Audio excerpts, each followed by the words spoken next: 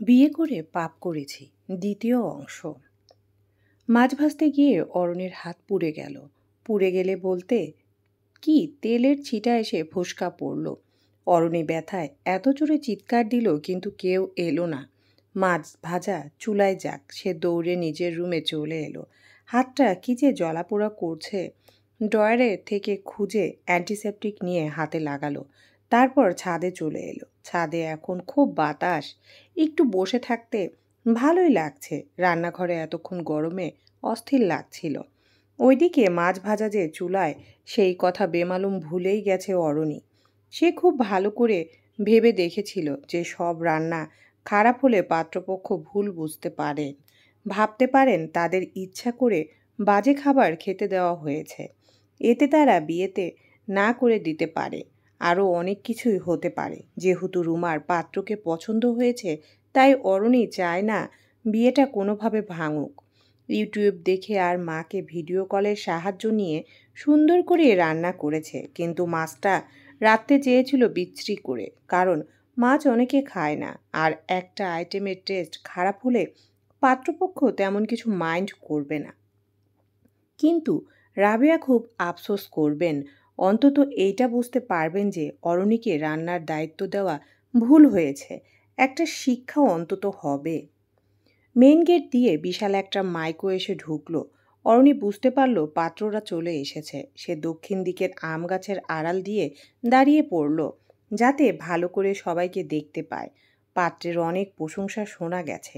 দেখা যাক রুমার হবু বর কেমন। একে একে অনেক মানুষ মাইকো থেকে নামছে। 4-5 জন মহিলা, 2টি যুবতী মেয়ে, একটি কিশোরী মেয়ে আর কয়েকজন পুরুষদের মধ্যে পাত্রকে বোঝাই গেল না। সুদর্শন কাউকে মনে হয়নি। বেশ কিছুক্ষণ দাঁড়িয়ে রইল অরণি। মেজো চাচা, অরণির শ্বশুর, ছোট চাচা, তাহসিন সবাই পাত্রদের গেট থেকে রিসিভ করে ভিতরে নিয়ে যাচ্ছে। সব দেখতে দেখতে হঠাৎ অন্যমনস্ক হয়ে যায়। তার নিজের বাড়ির উৎসবের কথা মনে পড়তে লাগলো। আপুকে যেদিন দেখতে এসেছিল। পেছন থেকে কারো গলার আওয়াজ শোনা যাচ্ছে, খুব পরিচিত কণ্ঠ। রাফাত নাকি? অরণি ছাদের পেছনে গিয়ে দেখল সত্যিই রাফাত একটি মেয়ের সাথে হেসে হেসে কথা বলছে। মেয়েটাকে কিছুক্ষণ আগেই দেখেছে অরণি। পাত্রপক্ষের গাড়ি থেকে নেমেছিল। তারা একসাথে বাগানের পেছন সাইডে কি করছে? চারপাশ নিরিবিলি থাকায় অরণি তাদের কথাগুলো স্পষ্ট শুনতে পাচ্ছিল। মেয়েটা বলছে, আমার কিন্তু হাঁটতে খুব ভয় লাগছে। আচ্ছা, এখানে স্নেক নেই তো? আছে না, বড় বড় স্নেক আছে। ওমা, কি বলেন? আমার তো খুব ভয় লাগছে। আমি কি আপনার হাতটা ধরতে পারি? অন্ধকারে কিছু দেখা যাচ্ছে না, মনে হচ্ছে পড়ে যাব। নিশ্চয়ই নিশ্চয়ই।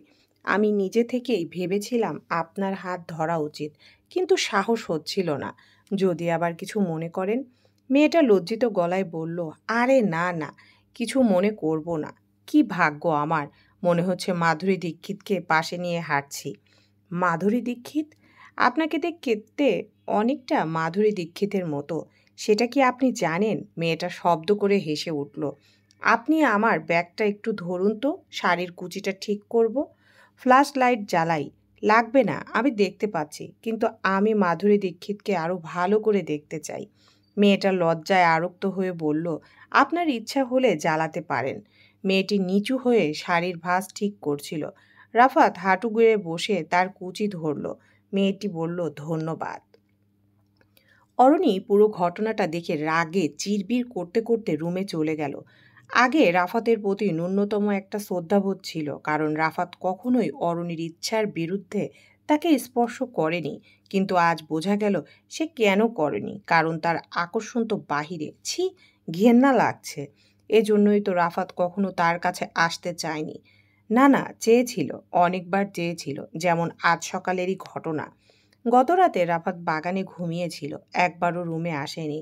কিন্তু সকালে ঘুম ভেঙে অরণি দেখল রাফাত তার পাশে শুয়ে আছে। ভয়ে অরণি জোরে একটা চিৎকার দিল। স্বভাবতই রাফাতের ঘুম ভাঙল অরণির চিৎকার শুনে।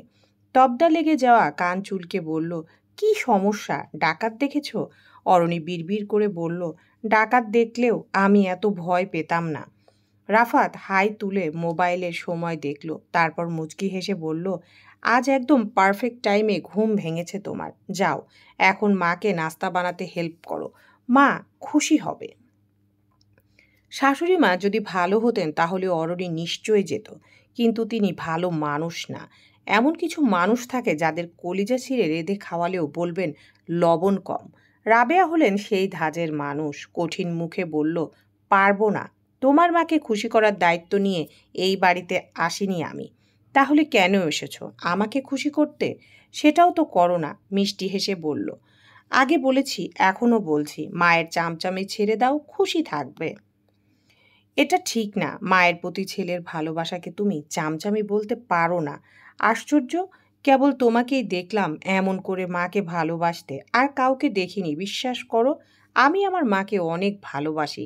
মা আমার জন্য অনেক কষ্ট করেছেন। সবার মাই সবার জন্য কষ্ট করেন, তার মানে এই না যে সমস্ত অন্যায় মেনে নিয়ে তাকে সাপোর্ট করতে হবে। রাফাত অধৈর্যের মতো বলল, আরু বাদ দাও না প্লিজ, মায়ের বয়স হচ্ছে, বাঁচবেনই বা আর কয়দিন। কি হয় একটু মানিয়ে চললে? তুমি জানো তুমি আমাকে কি বলছো? জেনে শুনে কুয়ায় ঝাঁপিয়ে পড়তে বলছো? রাফাত কিছুক্ষণ চেয়ে থেকে বলল, থাক, আর ঝাঁপিয়ে পড়তে হবে না। আমার বুকে এসে ঝাঁপিয়ে পড়ো, না হলে কিন্তু আমি ঝাঁপিয়ে পড়ব। সত্যি সত্যি অনেক কাছে এলো। চুমু দিতে নিলে আরুনি বালিশের নিচ থেকে ছুরি বের করে বলল, খবরদার, একদম জবাই করে ফেলবো। রাফাত ছুরি দেখে সরে গেল দূরে। হতাশ কণ্ঠে বলল, আগে যদি জানতাম এমন অবস্থা হবে তাহলে বিয়ে না করে চিরকুমার থাকতাম। Same to you. এরপর রাফাত ফ্রেশ হওয়ার জন্য ওয়াশরুমে চলে গেল। তখন অরুণী ভেবেছিল, আহারে, দরজাল মায়ের জন্য শুধু শুধু মানুষটা কষ্ট পাচ্ছে। কিন্তু কিসের কষ্ট? সবই ছিল রাফাতের অভিনয়। সে তো বাহিরে মেয়ে নিয়েই সন্তুষ্ট। অরুণীর কি দরকার? তবে অরুণীও ছেড়ে দেওয়ার পাত্রী নয়। রাফাতকে সাহেস্তা করার জন্য সে কঠিন একটা ফাঁদ পেতেছে। মাছের কথা মনে পড়তেই ঝড়ের বেগে রান্নাঘরে ছুটে গিয়েছিল। দেখল শিলা চাচি বিশাল ডিশে করে মেহমানদের জন্য নাস্তা সাজাচ্ছেন। অরুণী কাছে এসে বলল, চাচি, মা, রূপচাঁদা মাছগুলো কই? শিলা অরুণীকে দেখে চোখ বড় বড় করে বললেন, তুমি মাছ ভাজতে দিয়ে কোথায় চলে গিয়েছিলে? আমি না এলে আজকে সব মাছ পুড়ে যেত। আমার হাতে ফুসকা পড়ে গিয়েছিল চাচি, তাই অ্যান্টিসেপটিক লাগাতে গিয়েছিলাম। আহারে, এখন হাত ঠিক হয়েছে? জ্বালাপোড়া আর নেই। জ্বালাপোড়া আর নেই। ঠিক আছে, তাহলে এগুলো ড্রয়িং রুমে নিয়ে যাও। মাছ আমি রান্না করে ফেলেছি। থ্যাংক ইউ, তুমি খুব ভালো। তুমি না থাকলে আজ আমার কি হতো? বড় ডিশ নিয়ে ড্রয়িং রুমে এলো অরুণী। এত মানুষের সামনে এইভাবে আসতে তার লজ্জা লাগছিল। সারাদিন চুলার কাছে ছিল, তাই চেহারা মলিন হয়ে আছে, জামা কাপড়ও অপরিষ্কার। রাবেয়া অরুণীকে দেখে মুখটা কালো করে ফেললেন। এটাই তো তার স্বভাব। উপস্থিত সকলের দৃষ্টি অরুণীর উপর স্থির হলো। অরুণী তাকালো পাত্রের দিকে। রুমার পাশে বসে আছে ছেলেটা। যেভাবে তাকে সুদর্শন বলা হচ্ছিল, এই ছেলে কিন্তু ততটাও সুদর্শন নয়। দিলারা চাচি বললেন, অরুণী, ডিশটা এইখানে রেখে দাও। পাত্রের মা হাসি মুখে প্রশ্ন করলেন, ওর পরিচয়? ছোট চাচি দিলারায় জবাব দিলেন, এই বাড়ির ছোট বউ, রাফাতের বউ ও। পাত্রের মায়ের হাসি মুখ একটু গম্ভীর হয়ে গেল। মনে হয় তিনি অন্য কিছু আশা করেছিলেন। অরণি এদের মধ্যে রাফাতের সাথে বাগানে হাঁটতে যাওয়া মেয়েটিকেও খুঁজে পেল। রাফাতের নাম শুনে মেয়েটা চমক লাগা দৃষ্টিতে অরণিকে দেখতে লাগলো, যেন বিশ্বাস করতে পারছে না। পাত্রের বাবা বললেন, তোমার নাম কি মা? অরণি হেসে জবাব দেয়, অরণি। পাত্রের মা আগ্রহী নিয়ে বললেন, তোমার কোনো ছোট বোন আছে? হ্যাঁ আছে, ক্লাস 9-এ পড়ে। ওর নাম? অরণি খেয়াল করল ননদ, শাশুড়ি, চাচি, শাশুড়ি সবাই তীক্ষ্ণ দৃষ্টিতে তাকিয়ে আছে। ওকে এখানে কেউই পছন্দ করছে না। তাই অরণি কথা না বাড়িয়ে দ্রুত বেরিয়ে এলো ড্রয়িং রুম থেকে। রাতে রাফাত রুমে ঢুকে দেখল অরণি হাত পা ছড়িয়ে বিছানায় শুয়ে আছে। রাফাত সোফায় বসতে বসতে বলল, সমস্যা কি? আজ তুমি এখানে ঘুমাচ্ছ নাকি? অরণি চোখ বন্ধ রেখে জবাব দিল, আমার এখানে আরাম লাগছে। তাহলে আমি? সোফায় শও। ইম্পসিবল। Of course possible. এখন থেকে আমি যা বলবো তাই পসিবল, কারণ আমার কথা মানতে তুমি বাধ্য। Excuse me. এতটা খারাপ সময় এখনো আসেনি আমার। হু।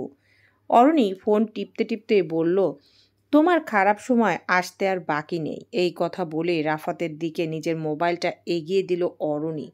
রাফাত ফোনের স্ক্রিনে তাকাতেই ভয়ে আঁতকে উঠল। কিছুক্ষণ হাঁ করে ভিডিওটা দেখলো, তারপর ছো মেরে মোবাইলটা ছিনিয়ে নিতে চাইল। অরণি তার আগে হাত গুটিয়ে ফেলল, তারপর হাসি মুখে বলল, আমি এখন এই ভিডিও ফেসবুকে আপলোড করব। রাফাত পুরো ভ্যাবাচ্যাকা খেয়ে গেল। এইভাবে সে ধরা খাবে বুঝতে পারেনি। মেয়েটা পাত্রের ছোট বোন, ওকে বলেছিল বাগান ঘুরিয়ে দেখাতে। রাফাতের মাথায় দুষ্টু বুদ্ধি আসে। অরণিকে জ্বালানোর জন্য সে মেয়েটির সাথে টুসকি মারতে শুরু করে। ইচ্ছে করে জোরে জোরে কথা বলেছিল যাতে দোতলার ছাদ থেকে অরণি সব শুনতে পায়। উদ্দেশ্য ছিল অরণিকে হালকা জ্বলতে দেখবে, হিংসায় পুড়তে দেখবে। কিন্তু এই ফাজিল মেয়ে যে জ্বালাপোড়া বাদ দিয়ে ভিডিও করে রাখবে সেটা কে জানতো। আবার বলছে ফেসবুকেও নাকি আপলোড করবে। এ তো মহা সর্বনাশ। এই ভিডিও পরিচিত কেউ দেখলে সবাই রাফাতকে ভুল বুঝবে। রাফাত অনুনয় করে বলল, প্লিজ এটা করো না, আমার মান সম্মানের বিষয়। এটা এখন মান সম্মানের বিষয়? টাঙ্কি মারার সময় মনে ছিল না? সরি। তারপর রাফাত একটু জ্বালানোর জন্য বলল, তুমি কি জেলাস নাকি? অরণি ফুঁসে ওঠা কণ্ঠে উত্তর দিল, ইম্পসিবল। কোন দুঃখে? তোমার ইচ্ছা করলে একটা না 10টা মেয়ের সাথে ঘোরো। I don't care. শুধু আমার কাছে না এলেই আমি খুশি। রিয়েলি? তাহলে তুমি ভিডিও কেন করেছো? তোমাকে ব্ল্যাকমেল করার জন্য, যাতে আমি যা বলবো তুমি তাই শুনতে বাধ্য থাকো। রাফাত দীর্ঘশ্বাস ছেড়ে বলল, বুঝেছি, বলো কি চাও। আমাকে নিয়ে কাল শপিংয়ে যেতে হবে। আমরা সারাদিন ঘুরবো, যেটা মন চায় সেটা কিনবো, রাতে ডিনার করে বাড়ি ফিরবো। আমার সাথে ঘুরে বেড়ানোর এত শখ তোমার? এটা প্রথমে বললেই হতো। ব্ল্যাকমেলের দরকার ছিল না। দরকার আছে, কারণ বের হওয়ার সময় তোমার বোনেরা যখন আবদার করবে আমাদের সাথে যেতে, তখন তুমি তাদের নিতে পারবে না। কারণ আমাকে বাড়িতে রেখে বহুবার তুমি ওদের নিয়ে ঘুরতে গেছো, তখন আমি যাওয়ার জন্য লাফাইনি। এটা ঠিক হবে না আরু। তোমাকে একা ঘুরতে নিয়ে গেলে মা রাগ করবেন। এটাই তোমার মায়ের প্রবলেম। আমাকে একা রেখে সবাইকে নিয়ে ঘুরতে গেলে তিনি রাগ করেন না, তখন খুব খুশি থাকেন। আর যখন সবাইকে রেখে একা আমাকে নিয়ে যাওয়া হবে, তখন উনি রেগে যাবেন। তিনি যে আমার ব্যাপারে ভীষণ ভীষণ টক্সিক, এটা কি এখনো বুঝতে পারো না তুমি? আমি যেটাই করব সেটাই ওনার অপছন্দ হবে। কোনো কিছু করার স্বাধীনতা নেই এই বাড়িতে আমার। এমনকি নিজের হাজবেন্ডকে নিয়ে একটু ঘুরতে যাব সেটা পর্যন্ত সম্ভব না। দল বেঁধে ননদ নিয়ে যেতে হবে? কি আশ্চর্য! আচ্ছা, কাম ডাউন। আমরা একাই যাব। আর তোমার মা যদি কিছু বলে আমি ম্যানেজ করব। আরণি হেসে বলল, এই তো এটাই শুনতে চেয়েছিলাম। এখন আমার পায়ে ধরে ক্ষমা চাও? হোয়াট? কেন? অন্যায় করেছো তাই? ওকে মাফ করে দাও। রাফাত অরণির পায়ে হাত দিতে এলেই অরণি বলল, থাক থাক, মাফ করে দিলাম। এখন যাও, সোফায় গিয়ে ঘুমাও। এবার কিন্তু বেশি হচ্ছে অরণি। এই ছোট্ট একটা সোফায় আমি আটবো না। আমার শরীর আটবে না। তাহলে মেঝেতে বিছানা পেতে শুয়ে পড়ো। আমি আজ বিছানা ছাড়ছি না। আচ্ছা, আমি তো তোমার শর্ত মেনে নিয়েছি। তাহলে আজকে অন্তত আমরা একসাথে। অরণি চিৎকার করে উঠল, অসম্ভব। তোমার আমাকে কেন দরকার? ফ্লার্ট করার জন্য মাধুরী দীক্ষিত আছে না? তার কাছে যাও। রাফাত খুব জোরে হাসতে লাগলো। বিশ্বাস করো, এটা মজা ছিল। আমার রুচি এতটাও খারাপ না। তাই? তাহলে তোমার রুচি কেমন শুনি? আয়নায় তাকাও, তাহলেই বুঝবে আমার রুচি কত উচ্চ মানের। এসব বললেও আমি কনভিন্স হব না। তাহলে কি করলে কনভিন্স হবে? মায়ের চামচামি বন্ধ করলেই আমি কনভিন্স হব। রাফাত রাগে চোখ বন্ধ করে বলল, আমি কখন মায়ের চামচামি করলাম? এটাও জিজ্ঞেস করছো? সারাক্ষণ মায়ের থেকে বিচার শুনে আমাকে এসে ধমকাও, অপমান করো। এটা কি চামচামি না? তাহলে তুমি কি চাও? আমি তোমার কথা শুনে মাকে গিয়ে ধমকাই, মাকে অপমান করি? আমি কখনো তোমার মায়ের নামে তোমার কাছে বিচার দিয়েছি? তিনি আমার সাথে এত মিসবিহেভ করেন, তাও আমি কখনো বলি না। কিন্তু তিনি বলেন, পদে পদে আমার দোষ ধরেন। আর তুমিও তার কথা শুনে আমার উপর চিল্লাতে আসো। এইটুকু বুঝতে পারো না যে তিনি আমাকে অপছন্দ করেন বলেই এই সব করেন? আমি সুখে থাকলে তিনি সেটা সহ্য করতে পারেন না। রাফাত ক্লান্ত গলায় বলল, তোমাদের এই ঝগড়াঝাটি কবে শেষ হবে অরণি? আমি ফেড আপ হয়ে যাচ্ছি। এই সংসারে যতদিন আমরা একসাথে থাকবো ঝামেলা ততদিন থামবে না। তোমার যে কোনো একজনকে বেছে নিতে হবে, হয় আমি না হয় তোমার মা। Choose your option. আমার দুজনকেই লাগবে, অরণি হেসে বলল। তাহলে সারা জীবন এই ঝামেলাও সহ্য করতে হবে। ঠিক আছে, করলাম, মেনে নিয়ে রাফাত দীর্ঘশ্বাস ছাড়ে। সকালে ঘুরতে যাওয়া নিয়ে বাড়িতে আবারও একটা ঘটনা ঘটবে এই ভেবে রাফাতের দুশ্চিন্তায় ঘুম হয় না। রাফাত নিচে গিয়ে ব্রেকফাস্ট করে এসেছে, কিন্তু এখনও অরণি ঘুম ভাঙেনি। শিলা চাচি আর উর্মি অরণির ব্যাপারে জিজ্ঞেস করেছিল। রাফাত বলেছে উপরে গিয়ে অরণিকে পাঠিয়ে দেবে, কিন্তু রুমে এসে দেখলো অরণি এখনও ঘুমে। ডাক দেওয়ার ইচ্ছা হলো না রাফাতের। কিছুক্ষণ তাকিয়ে রইল অরণির মুখের দিকে। এই কোমল চেহারা দেখলে যে কারোর মনে হবে মেয়েটা খুব মিষ্টি, কিন্তু সত্যি হলো অরণির লাল মরিচের থেকেও বেশি ঝাল। রাফাত আলতো করে অরণির কপালে, গালে, নাকে চুমু দিল। ঠোঁটেও দিতে ইচ্ছে করছিল, কিন্তু পাছে আবার অরণির ঘুম ভেঙে যায়। তাহলে তো রাফাতের খবর আছে। ঠোঁট স্পর্শ করার সাহস হলো না। রাফাত উঠে ওয়াশরুমে চলে গেল। সে যাওয়ার সাথে সাথে চোখ খুলে হেসে উঠল অরণি।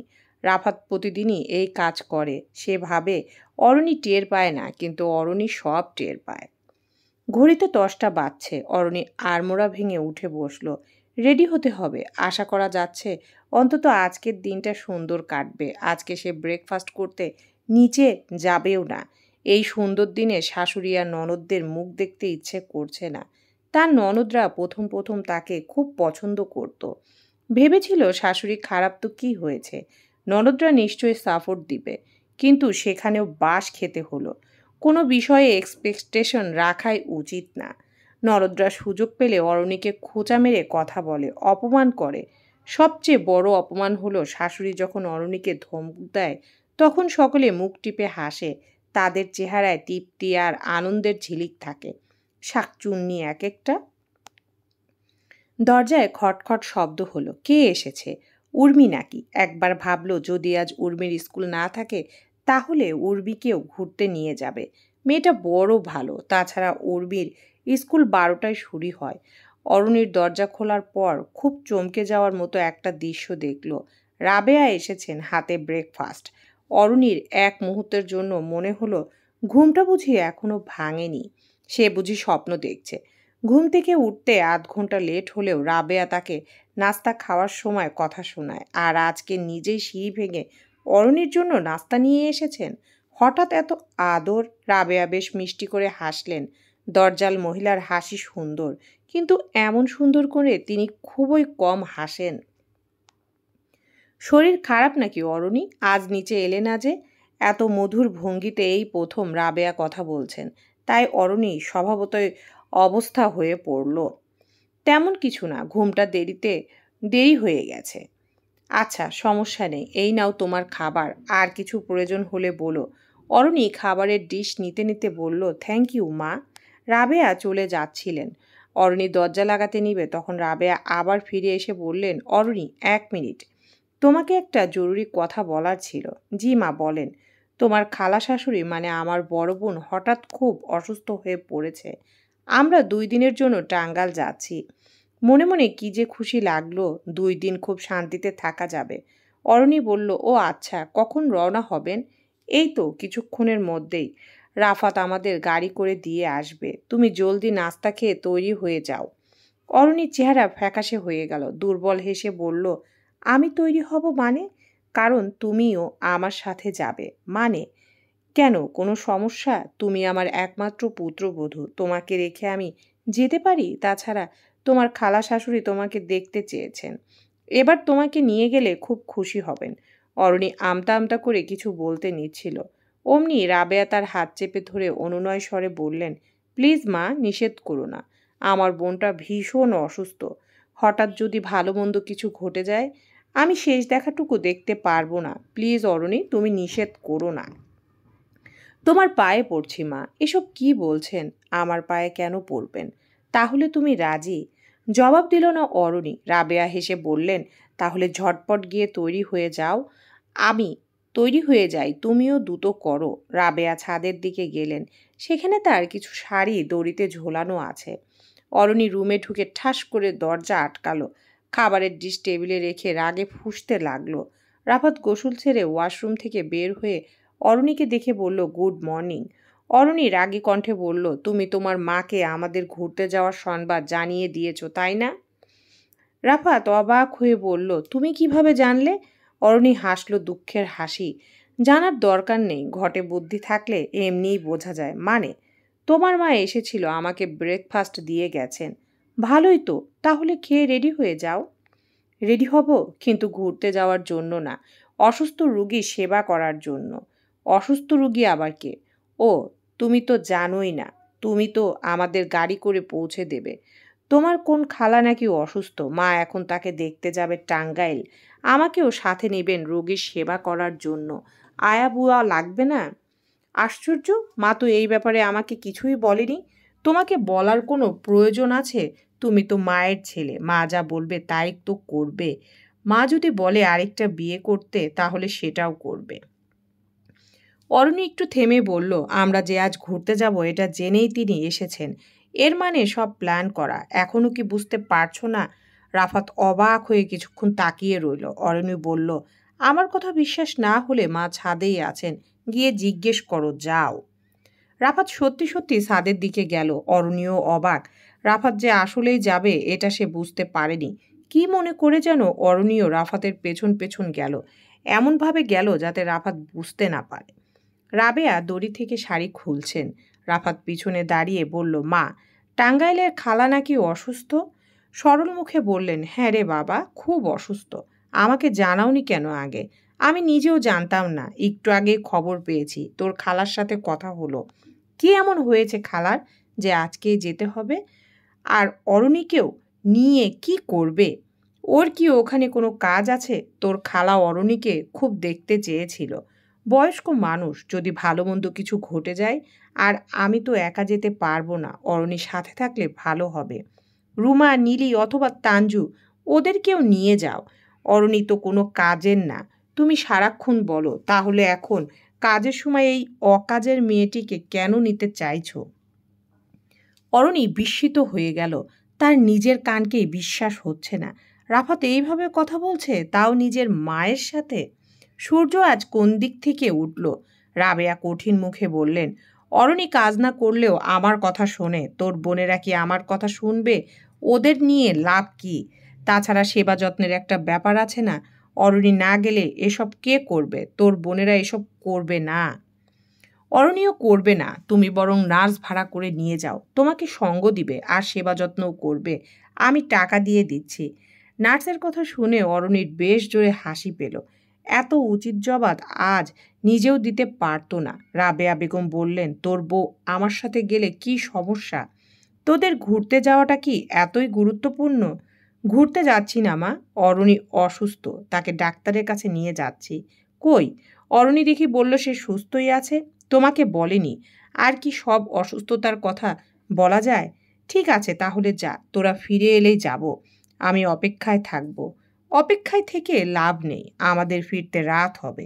রাত কেন হবে? ডাক্তার দেখাতে তো এত সময় লাগার কথা না। সিরিয়াল অনেক আগে থেকে। আর 2বার টেস্ট করাতে হবে। বিকালে একটা, সন্ধ্যায় আরেকটা, রাতই হবে। অরণি মুখে হাত দিয়ে বিস্ময় সামলাচ্ছে। রাফাত যে এত চমৎকারভাবে মিথ্যা বলতে পারে তা সে ভাবতেও পারেনি। মনে হচ্ছে নিজের স্বামীকে অরণি আজ নতুনভাবে আবিষ্কার করলো। বাহ বাহ। অরণি বাকি কথা আর শুনল না। মনে হচ্ছে শাশুড়ি আজ যথেষ্ট জব্দ হয়েছে। সে খুশি মনে রুমে চলে এলো। আলমারি খুলে জামা সিলেক্ট করতে লাগলো। আজ কোনটা পরবে? রাফাত চলে যাওয়ার সময় আবার পিছন ফিরে বলল, আর একটা কথা বলবো মা, বাড়িতে কাজের মানুষের অভাব নেই। পুষ্পর মা আছে, ঋতু আছে, প্রয়োজনে আরেকজন রাখো। তবুও অরণিকে দিয়ে মশলা বাটতে দিও না। মশলা বাটার কথাও তোর বউ বলে দিয়েছে? অরণি কিছুই বলেনি। তোমার নামে ও আমাকে কখনোই কিছু বলে না। তাহলে তুই জেনেছিস কিভাবে? কিভাবে জেনেছি সেটা বড় কথা না, কিন্তু অরণি যেই কাজ পারে না সেই কাজ ওকে তুমি করতে দাও কেন? কাল বাড়িতে অনেক কাজ ছিল, সবাই কাজ করছে, কিন্তু মশলা বাটাটা অরণির কাজ না। যেই কাজ তুমি নিজে কখনো করনি সেই কাজ বাচ্চা মেয়েটাকে কিভাবে করতে দিলে? অরণি বাচ্চা মেয়ে। নীলিমা যদি বাচ্চা হয় তাহলে অরণিও বাচ্চা। রাবেয়া শাড়ি হাতে গুজে নিতে নিতে বললেন, ঠিক আছে, আমার অনেক বড় অপরাধ হয়েছে। এখন কি মাপ চাইতে হবে তোর বউয়ের পা ধরে? তোমার যদি নিজের মেয়ের পা ধরে মাপ চাইতে লজ্জা না লাগে তাহলে চাইতেই পারো, আমার কিছু বলার নেই। রাবেয়ার জবাব দেওয়ার ভাষা পেলেন না। খটখট করে ছাদ থেকে বের হয়ে গেলেন। রাফাত দীর্ঘশ্বাস ছাড়ল। মায়ের সাথে রাফাত প্রথম এইভাবে কথা বলছে না, সবসময়ই বলে, কিন্তু অরণির আড়ালে। অরণিকেও এসব কখনো জানতে দেয় না। আবার মাঝে মাঝে মায়ের কথা শুনে যে সে অরণিকেও বকে, সেটা মায়ের আড়ালে। রাফাত জানে দুজনেরই দোষ আছে, কার দোষ কোথায় সেটাও রাফাত বোঝে, কিন্তু সামনাসামনি কাউকে কিছু বলে না। যদি অরণির সামনে মাকে একদিন কড়া কথা বলে তাহলে অরণি প্রশ্রয় পেয়ে যাবে, আবার মায়ের সামনে অরণিকে কথা শোনালে মা প্রশ্রয় পাবেন। তাই দুজনকেই আলাদা বোঝাতে হয়। রুমে ঢুকে স্বস্তির নিঃশ্বাস ফেলে বলল, মা ম্যানেজ হয়ে গেছে। অরণি হেসে জবাব দিল, তুমি যে মাকে ম্যানেজ করতে গেছো সেটা আমি জানি। কিভাবে জানলে? ব্ল্যাকমেল ভিডিও যদি ফেসবুকে আপলোড করে দিই এই ভয়েই তো। তোমার এখনো মনে আছে? সেজন্যই তো মাকে ম্যানেজ করেছো, ঠিক বললাম না? রাফাত হেসে ফেলল। অরণি মোটেও ঠিক বলেনি। ভিডিওর কথা রাফাতের মনেই ছিল না। অরণি উঠে দাঁড়িয়ে বলল, বাই দ্য ওয়ে থ্যাঙ্কস। টাঙ্গাল যাওয়ার কথা শুনে আমি ভীষণ ভয় পেয়েছিলাম। তোমাকে টাঙ্গালও যেতে হবে না। ভাবল, ডাবল থ্যাঙ্কস। রাফাত অরণির হাত ধরে বলল, শুধু থ্যাঙ্কস? অরণি জানে রাফাত কি চায়। সেও আজ খুব খুশি। ইচ্ছে করছে চুমুটুমু দিয়ে রাফাতকে চমকে দিতে, কিন্তু গতকালকের বাগানের ঘটনাটা মনে পড়তে মেজাজটা আবার বিগড়ে গেল। ঝাটকা মেরে হাত ছাড়িয়ে নিয়ে তীক্ষ্ণ গলায় বলল, তোমার তো মাধুরী দীক্ষিত আছে, যাও তার কাছেই যাও। রাফাত হতাশ, এই মাধুরী দীক্ষিত নিয়ে যে আরও কয়দিন খোঁটা শুনতে হবে। এখন রাফাতের মনে মনে খুব আফসোস হচ্ছে, কেন যে ঢংটা করতে গিয়েছিল। চলবে ইনশাআল্লাহ।